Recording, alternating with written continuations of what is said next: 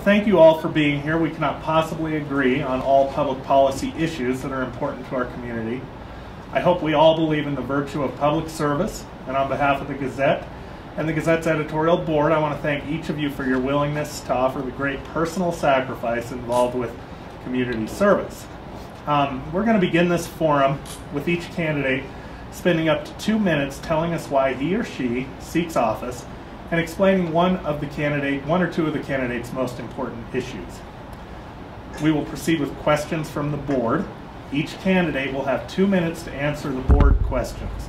I will hold up a fist like this when you are down to 30 seconds, and I will stop you when time runs out to be fair to all candidates in all three of the forums that we're having today.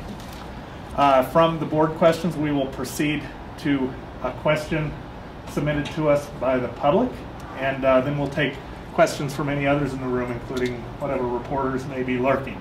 So we're going to go ahead, and Board Member Poola Davis is going to start off the questioning. We'll go from left to right, and then we'll change out the order as we proceed. Poola, why don't you go ahead? Okay. The first question we have for you is concerning the ballot issue that we have in April about increasing consul pay to $48,000, and we'd like to know what you think about that, and specifically if you think that's too much, not enough, what your feelings are about that increase in consul pay. I'll start first since I'm on the right-hand side, and I'm always on the right. That's pretty cool. I like that. I'm actually serving on council currently, and I voted no for this to be handed over to the ballot. And there was many reasons why. I've been very staunchly and very vocal on my no vote. And mainly, the first part of the reason is this is a pay raise for council. Council should not have their hands anywhere near this. That includes taking it from the people and putting it to the ballot, because that's still a pay raise for council. Many of us could be affected. I felt there could be also conflict of interest. I felt that this is truly a citizens' initiative, and citizens were truly behind this, then they need to go out and collect the 20,000 signatures. I actually looked at the time it took me to get my 50, I actually got 100 signatures, and it was, a few hours in the afternoon. So I really felt, if people really felt this is a citizens' initiative and they really wanted to bring it forward, go out and petition your government, which is really one of your wonderful rights from our Constitution, is petition your government. Second, I listened to the entire presentation by the people who did bring it forward, and I just felt they had absolutely no business plan. I asked about the $48,000. I said, well, that's just about half of the mayor's salary. Well, there's 9 of us, so that's not really half. We maybe do it by 9 to make the mayor's salary. And then I looked at their outliers, and they had, Centennial and Fort Collins and different cities within Colorado Springs, which were probably Colorado, which are very similar to ours. But on the other side, they also had Kansas City, and they also had a couple of other ones. So the money didn't make sense. There was no business plan. What a lot of people don't realize, this is also pensions and benefits added. We already have enough para issues. We don't need more. And I just felt this was absolutely not right for the people, and was staunchly against it. Thank you. Very well. Thank you. Mr. Murray, same question. Well, I'll take an opposite view. I had a chance to canvass a lot of my neighbors in District 2, and I was shocked at the consistent comment that you get what you pay for. We have a problem on the council because we have some members of the council who have failed to show up numerous occasions, who consistently show up late, who leave early, and who in fact haven't read the material on our council by other councilors. This is a serious problem. And if you follow the conversation that in fact did you get what you pay for, maybe it's time to offer a salary, a reasonable salary to the folks who spend so much time and effort in pursuit of making this city a better place. Now, what happens, unfortunately, in this particular discussion is that what you want is a structured pay plan.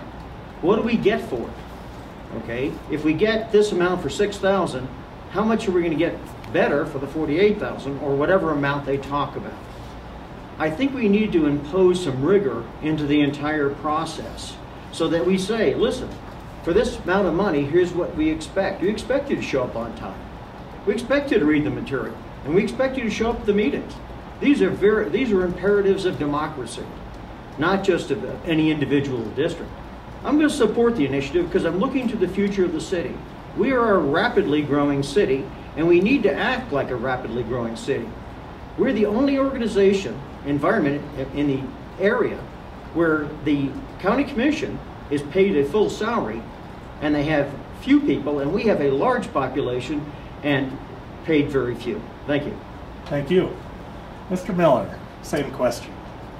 Well, I'm going to approach this from a different point of view. I agree that there are reasons why we should look at doing this. I'm opposed to it at this time. I'll start off by saying that. It's not the right time.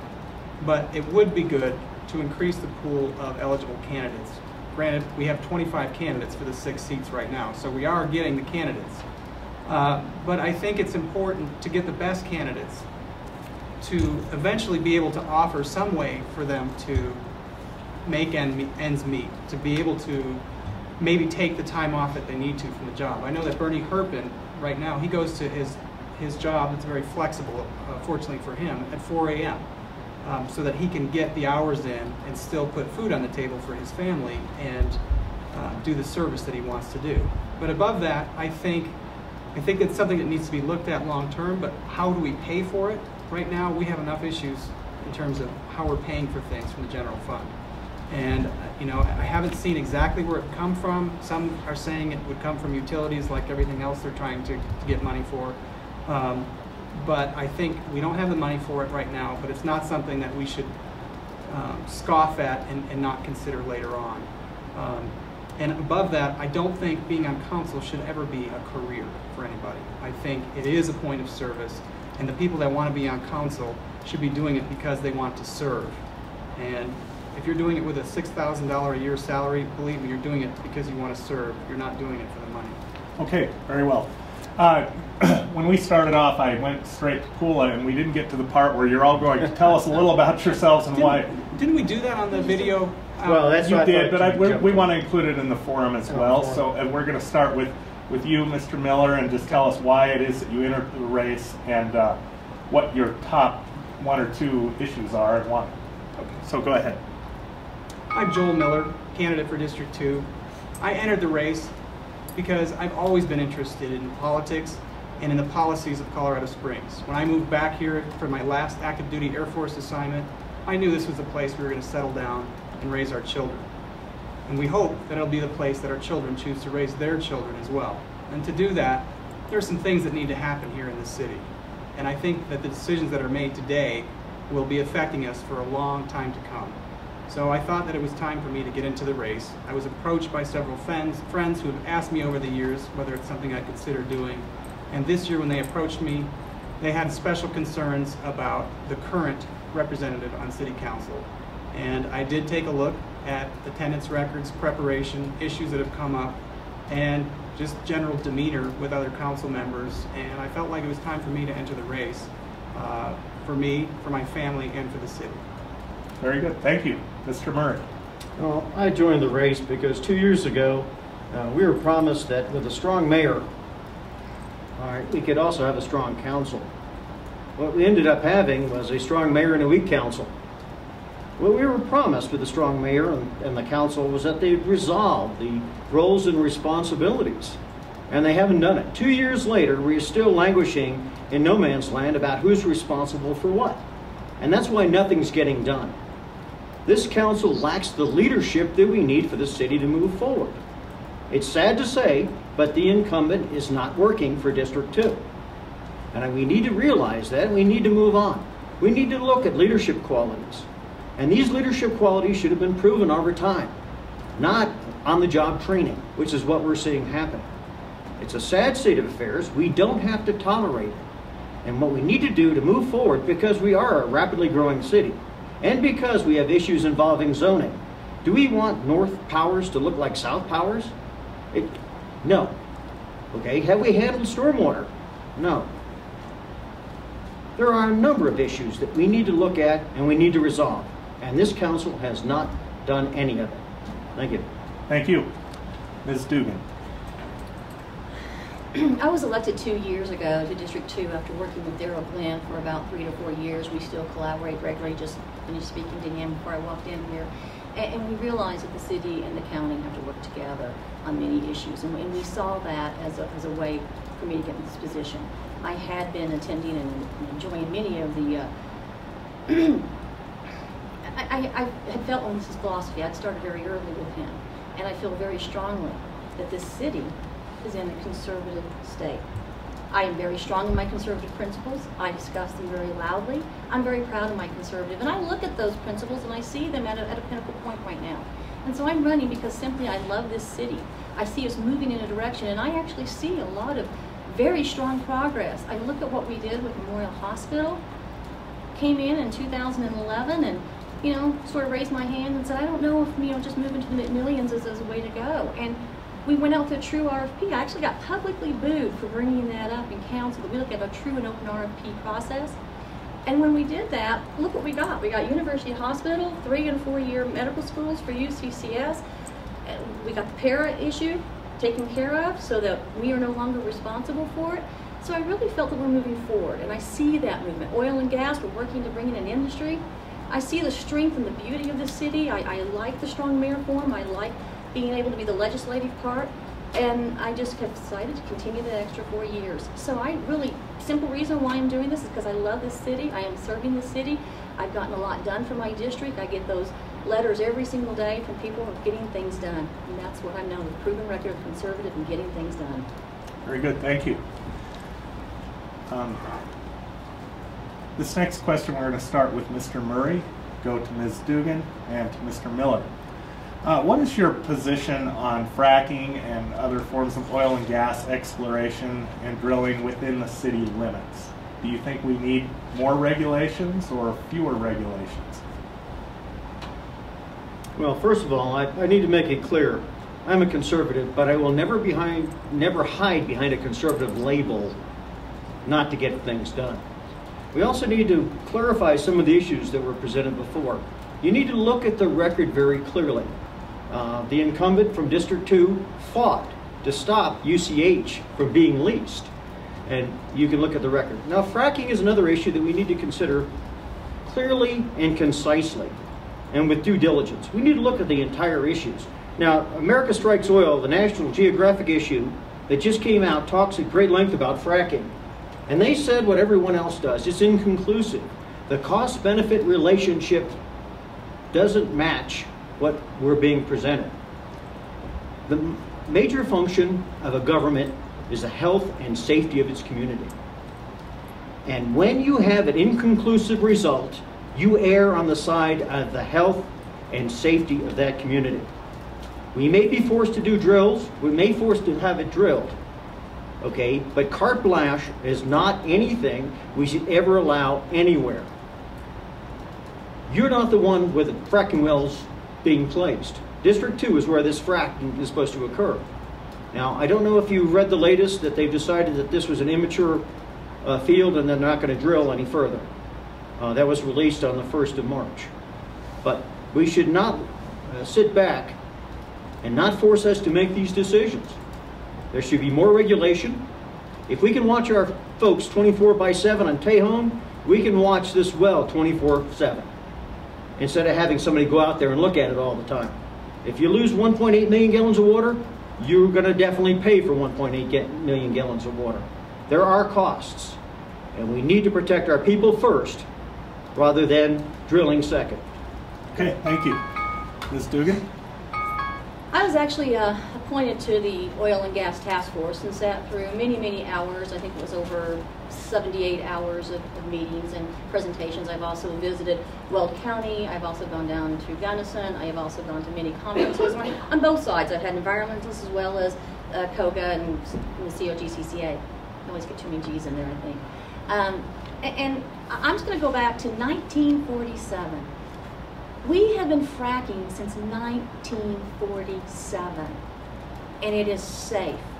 We don't have the death, the destruction, the cancer. I actually looked through reports and read through reports of blood and urine samples. They've been taking it around from Pennsylvania.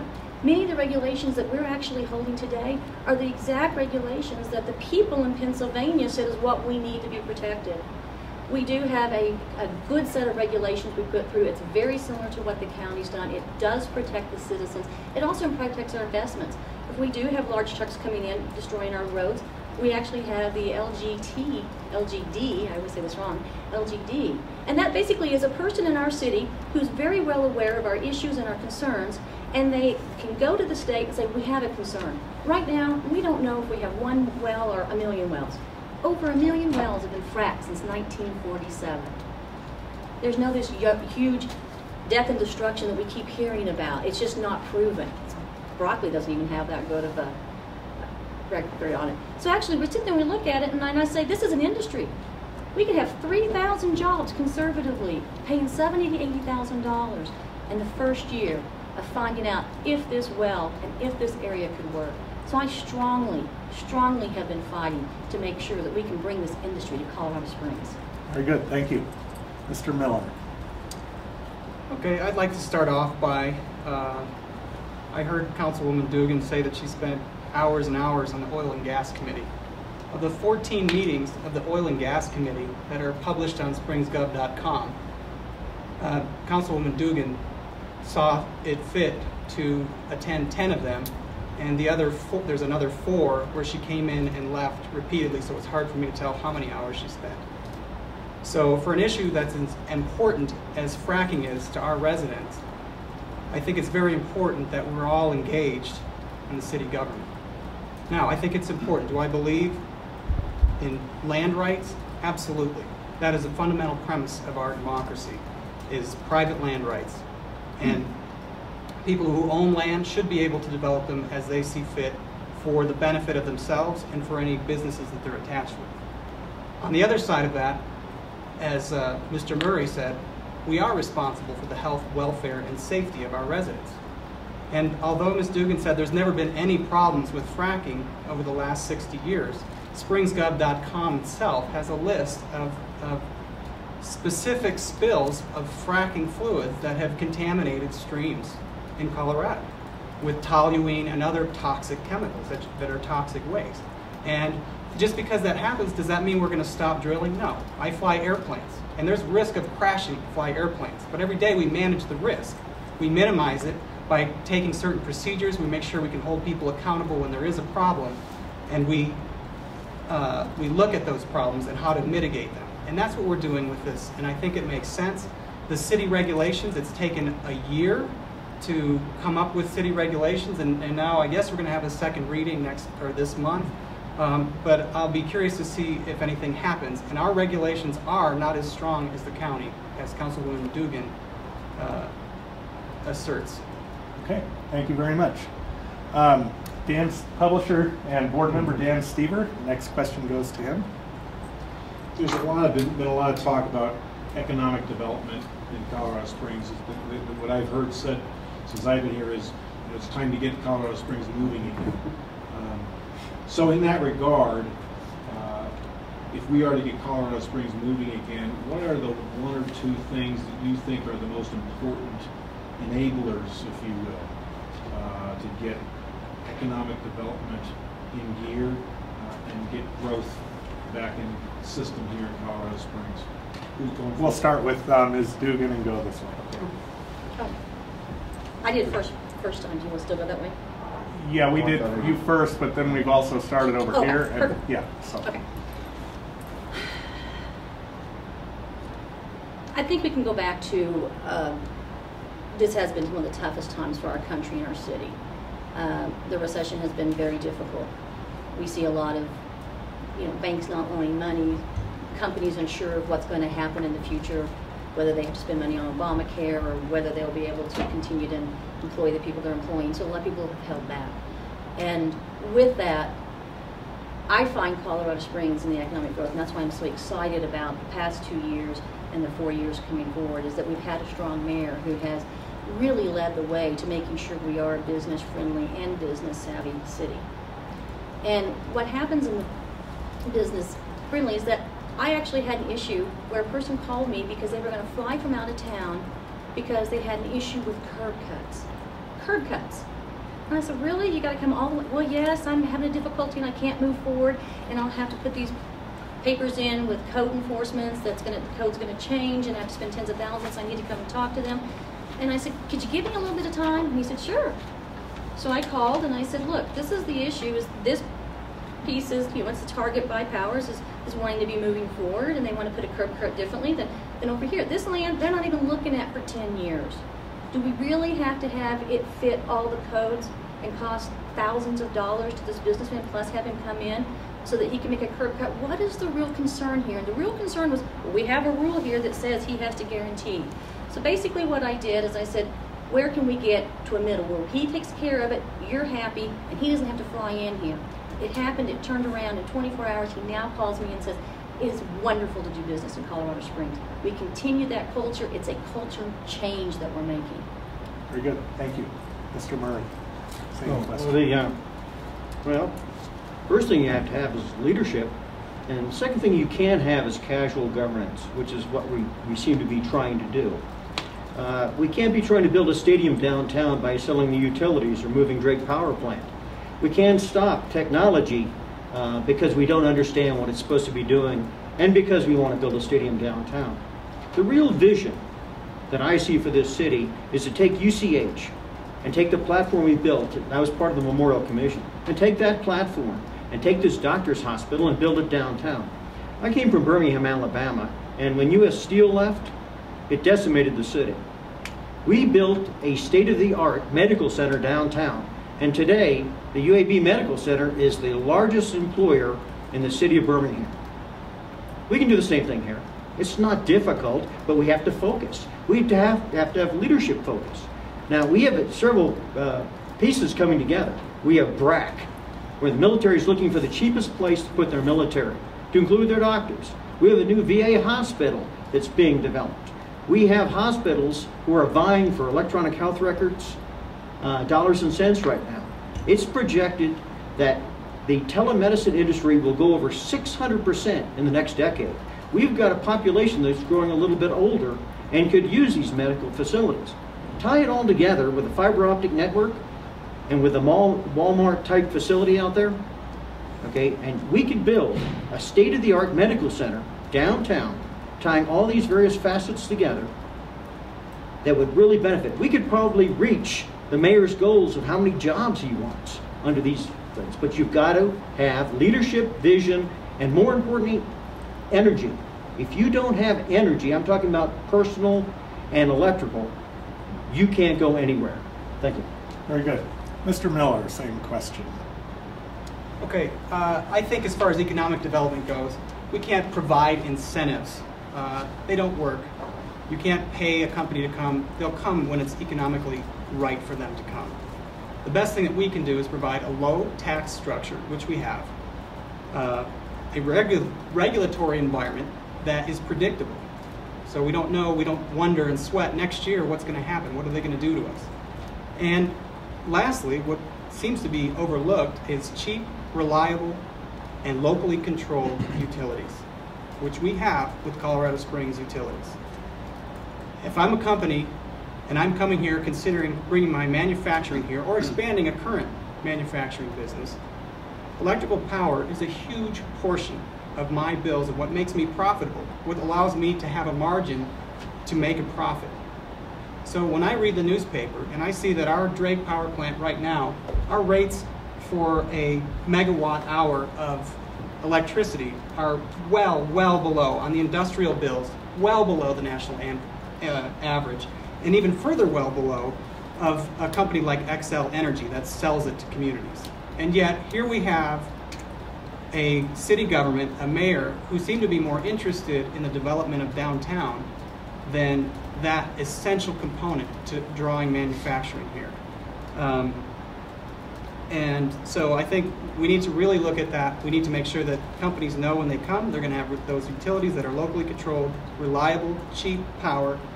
And Ms. Dugan seems to have a disdain for rules. We shouldn't have those rules. We should just be able to get rid of them to bring people in. Well, that to me presents a real problem, because now depending on which developer comes in, they get to figure out which rules they get to obey. Now, the developers, many of them have given thousands of dollars to Councilwoman Dugan. Maybe they're hoping that she'll waive some of those rules that she talked about for them. Okay, time's up. Let's see. Next question, we're going to start with Mr. Murray. We're going to go to Mr. Miller and then to Ms. Dugan. What's that? Okay. Okay. How should the city fund its tens of millions of dollars in stormwater infrastructure needs? Well, there's a report that just came out that addressed a lot of these issues. I don't know if you saw it. The white paper exploring potential solutions to regional stormwater challenges that was just presented, prepared for the Fountain Creek Watershed, Colorado Springs Utilities, Pike Peak Regional Water Authority. June 2012 is when it came out. It gave a list of options on how we're supposed to do this. But what's as important is whose responsibility is this? Okay, it's the city manager's position, which the strong mayor took over. So it's the responsibility of the mayor to make a presentation to the city council as to his solutions to this particular problem. Now, I don't want to second guess him, but I would prefer to see a hybrid solution. And I prefer to see a hybrid solution earlier than later. This thing is not going to get better with age. We're going to have to pay it one way or another. And the cause of this particular stormwater issues is development. Further development is going to exacerbate the current situation. We're now spending millions of dollars trying to patchwork a system that's not working. Now, part of the hybrid system that I would suggest is the utilization of Colorado Springs Utilities. They have certain restrictions that don't allow them to maintain stormwater processes or develop stormwater processes. But there's a synergy with Colorado Springs Utility, with the individual taxpayer paying a certain amount as they used to into the stormwater fund, okay, and then have the city itself make a concrete proposal for all of us to get working on this project and not putting it off for the next generation. Very good. Thank you. Mr. Miller, same questions. Well, first of all, I think we can't even have council that agrees to make a proclamation that this is a regional issue. The mayor is concerned with that proclamation. They're not asking for a proclamation to say who's going to pay for it. But the county commission's already done that. They've declared stormwater problem that affects us regionally because stormwater doesn't pay any attention to district or city boundaries. It is stormwater. If we can't even agree that it's a regional issue and vote and get that off the table and move on, for goodness sakes, we voted to make a bike trail. There's a resolution with the Pikes Peak Area Council of Governments to work together for bike trails. But now we can't even agree that it's a regional issue on city council. That's the level of indecision and utter inability to make decisions. And so that is the first issue. The other issue is every budget line item has to be looked at.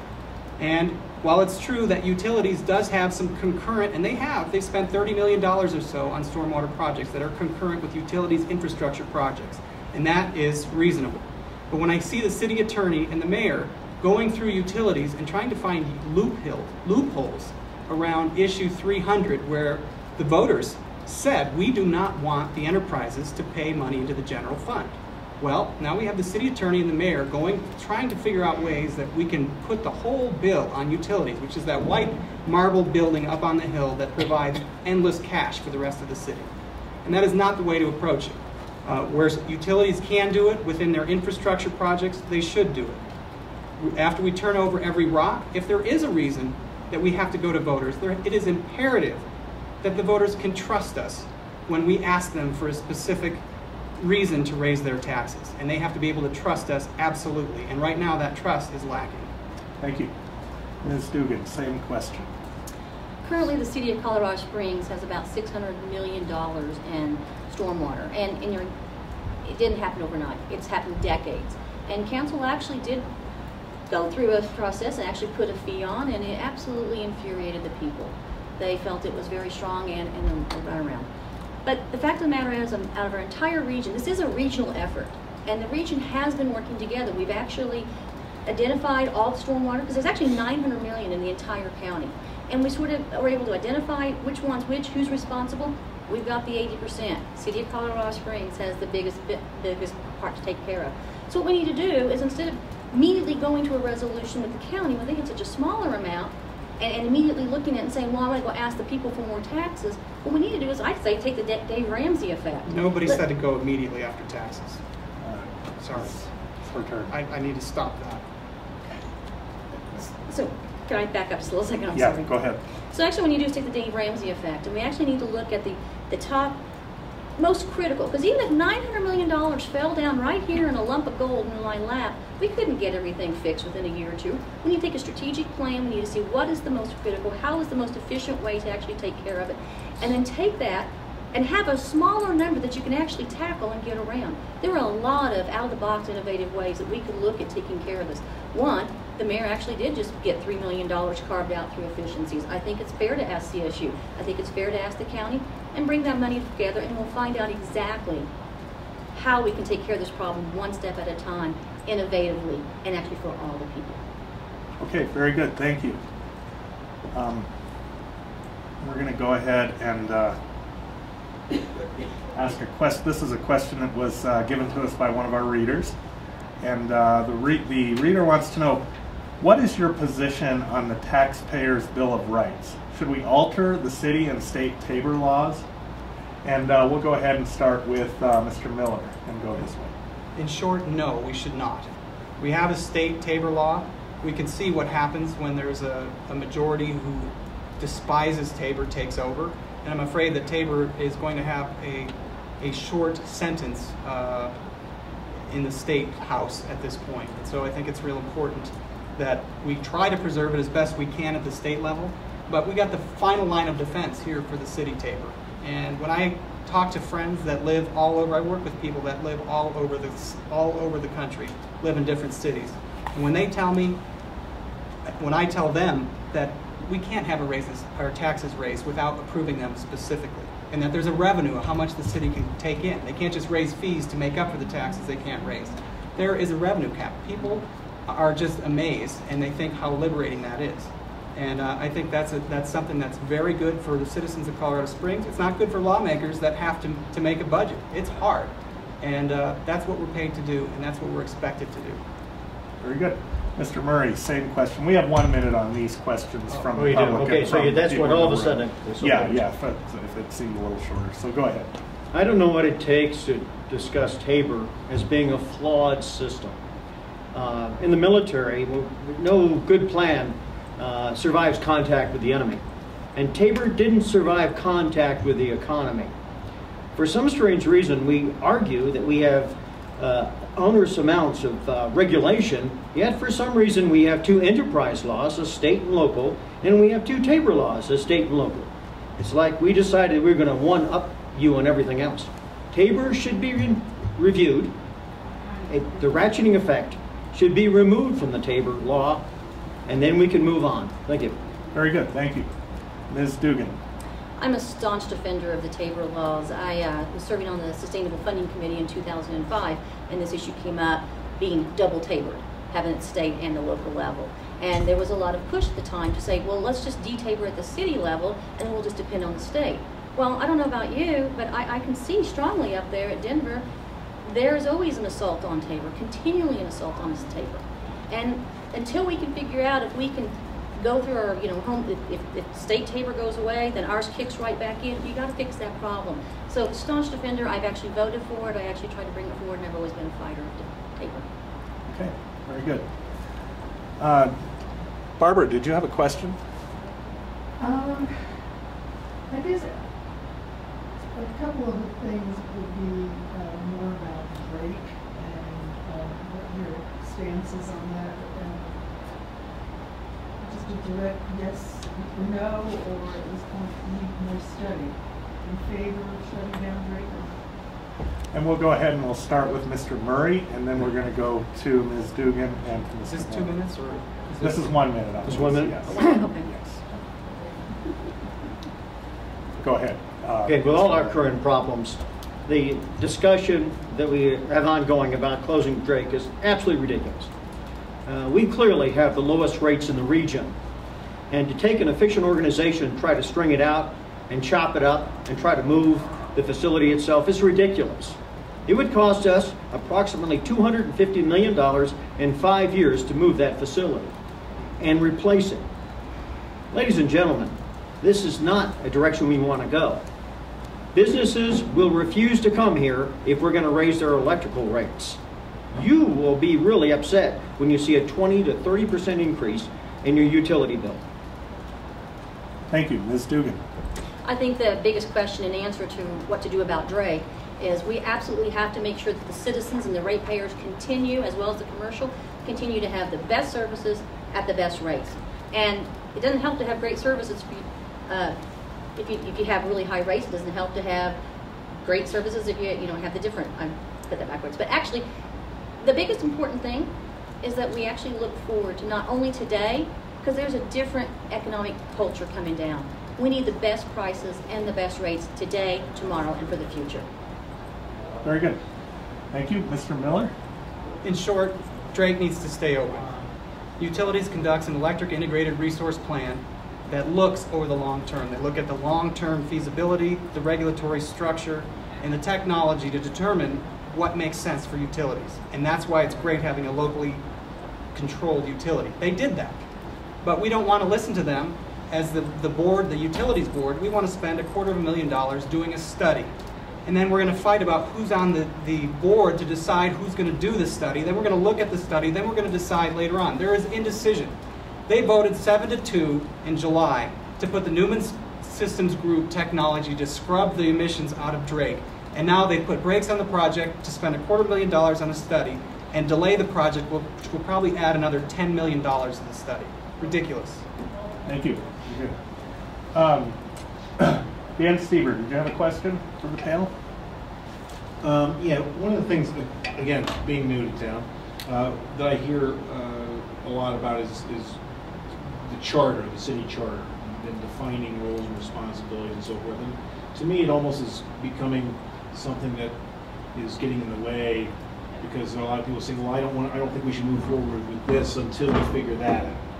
Certainly defining roles and responsibilities is an important thing to running any kind of an organization, whether it be a public or a private organization.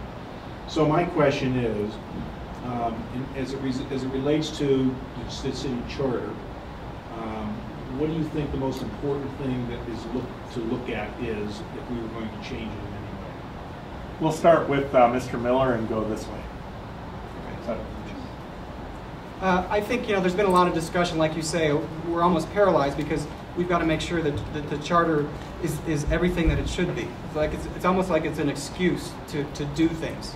Well, we don't want to do that because really maybe that won't be defined once we look at the charter. What we need to do is we need to act as a government now based on what's there. And if we want to do a charter review, let's not let it paralyze us in the meantime while that's being conducted. We've got a charter in place. Let's do what the charter says. Let's live by it. Let's govern by it.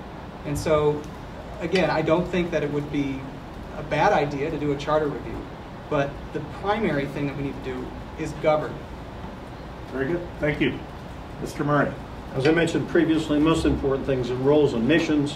We have an issue facing us today, a number of issues. The strong mayor believes that he should run the city utilities, and that's clearly the council function. Okay, but he's not looking in his own backyard. We need to hold him accountable for several instances that just occurred. The most important thing, as I mentioned, is health and safety of our community. Okay, if it takes 45 minutes for the police to show up to an armed robbery where a young couple gets killed, the mayor needs to be responsible for it. If we have paid $4 million out of our coffers to a gentleman who was bad in the school system, we need to hold the mayor accountable for that because the police chief works for him. We need to work on Waldo Canyon fire issues.